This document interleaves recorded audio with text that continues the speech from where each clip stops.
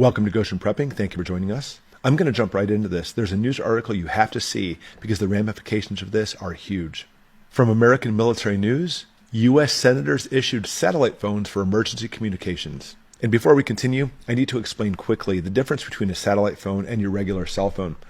Your regular cell phone will often use satellites, but your cell phone connects to a tower down the road, in a town near you. And then from there, it can actually uplink to a satellite.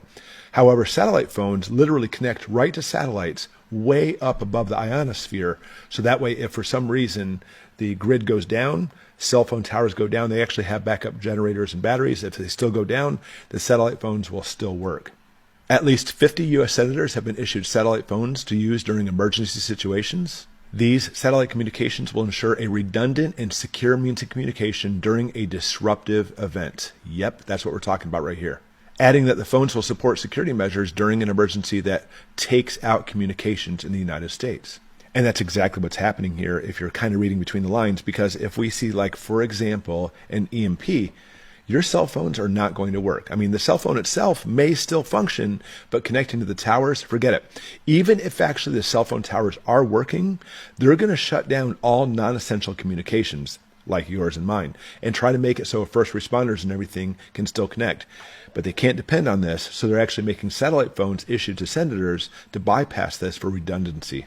It's an advisory from DHS, Department of Homeland Security, said that the cell phones coordinate response and recovery efforts to remote areas where there's no landline or cellular telephone networks, or more importantly, where existing networks are damaged or overloaded during a natural disaster. Then the last part, or a man-made incident including potential chemical, biological, radiological, nuclear, or explosive events. Well, let's add on a little bit of more insider information to help you understand what's happening here. When we talk about your cell phone, again, connecting to a tower, then to a satellite, the satellites that connect to your cell phone towers are different than the satellites for satellite phones. The satellites for your regular cell phones are actually in the ionosphere, as well as GPS too, mind you.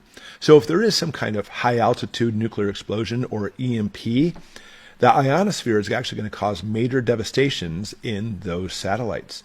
So expect to lose cell phone communications and GPS, which is also a very bad thing because we depend on it so much now. We'll talk about that more in a different video when basically I'll show you how to go back to old school navigation. So in other words, are they expecting something?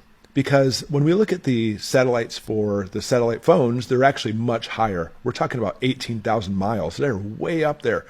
And even for that, it actually causes a lagging effect between the phone and the satellite when you call someone. But you know what? A lagging is better than no communication at all.